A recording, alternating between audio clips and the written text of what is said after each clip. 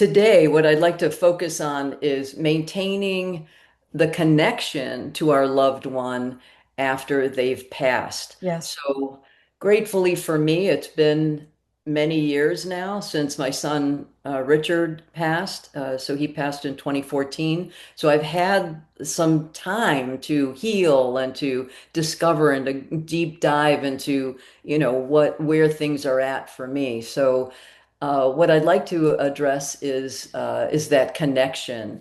So, what if we could maintain or even grow our connection to our loved ones who have passed, so that the pain of loss is eased with a little comfort provided by the feelings of love and connectedness. So, for example, like you're driving down the car feeling, or driving down the road in the car feeling sad when all of a sudden, you see a car that might be, like in my case, a car that was the model that my son drove.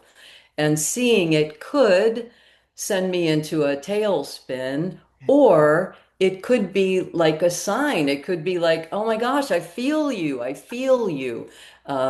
So instead of focusing on the pain, you have a choice uh, to temper that if you can, to what do I love? Like, what do I love about him? And how do I imagine him in his car and, how cool he was and, his music blasting and stuff like that. Those things bring me joy to Yes. remember. So that car could have sent me into a tailspin, or it could be a light of like a connectedness.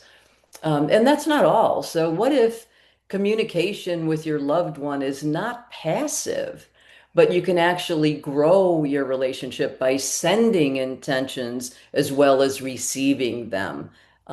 So, I like that idea of it's not passive, it's not just wanting it, but to actually intend it and to be open. So, some clarification before we get too far in is that, this topic today it's really not for someone who's newly bereaved.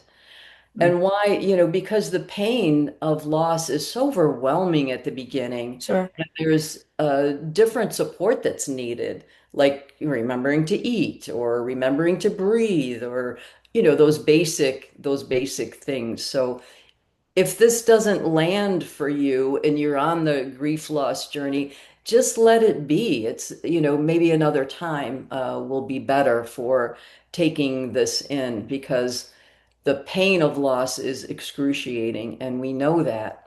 Part of ourselves dies with our loved one. The part of me that died when Richard died is the part that thought that somehow this type of loss couldn't strike the same person twice. Right. I was blissfully naive. Right. That part of me is gone.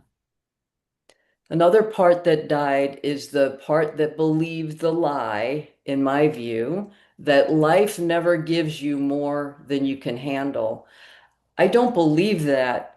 In my work, I have met many people that are not making it, that don't make it. So I don't believe that. I wish I could believe that. So there are things that die in us, and that's our work, right? On the journey of grief is what remains? Who am I now? Who am I now in spite of whatever has happened?